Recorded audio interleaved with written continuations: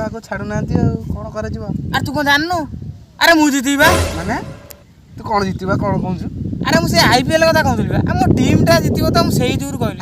ତୁ ଜାଣିନୁ ଏଥର ଜିତିବ ଆର ତୁ କଣ ଜାଣିନୁ? ମୁଁ ଆସିବେ ଆଇଲୁ ଆଇଲୁ ଏ ଭାଇ ଏ ତ କାଲି ଗୋଟେ ବୋଲୁନି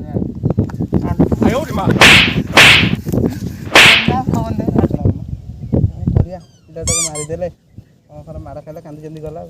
ଆରେ ସିଏ କାହିଁ କହିଲା ଆସିବି କାଲି ଜିତିବ ବୋଲି? ସିଏ କାହିଁ କହିଲା କଣ? କଣ ହେଲା? ଆରେ ବସୁନ ବସ।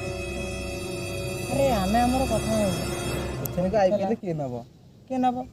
ଆ ସିଏ ଟୋକା ପଶି ଆସିକି କହୁଛି ଆସିବି ଆସିବି ତ ଜିତିନି ଆସିବି ଏଥର ନା ସିଏ କାହିଁ କହିଲା କହୁନୁ? ସେଇ ଯୋଗୁଁ ତ ଆମେ ଦେଲୁ। ତମେ କୁହ ଏଗୁରା ଭୁଲ କଲ ଆଉ। ଛୋଟ ପିଲାଟା ଯଦି କହିଦେଲା ତାକୁ ବାଡ଼େଇ ଦବ। ଆରେ ସବୁ ଟିମରେ ତ ଆମରି ପିଲା। ଚେନ୍ନାଇରେ ଆମରି ପିଲା, ମୁମ୍ବାଇରେ ଆମରି ପିଲା, ଆର୍‌ସିବିରେ ଆମରି ପିଲା, କେକେଆରରେ ବି ଆମରି ପିଲା। କଣ କହୁଛୁ? ସବୁ ଆମରି ପିଲା?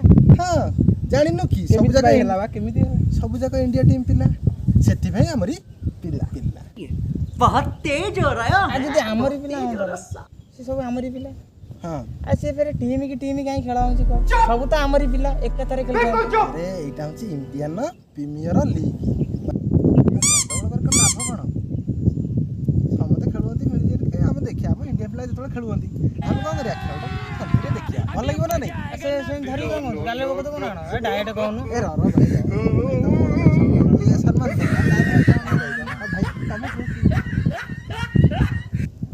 ତାହେଲେ ଗୋଟେ କହୁଛି ଜିତିବ ତ ଚେନ୍ନାଇ ଆଉ କଣ ହଉଛି ମୁଷଳ କହିବ ଆଉ ମୋ ଗୁରୁଆ ଭାଇ କହିବ। रुको जरा साला तुमर ये जो चित्ता कटा कथारे मु आत्मा विवरित एई मु चाहूची तुम निम्न भाग हल्य मान रे एक मोटा कंटकित अचंछा किला को सेठारे आत्मसमर्पण करने सहित धन्यवाद अर्पण करी।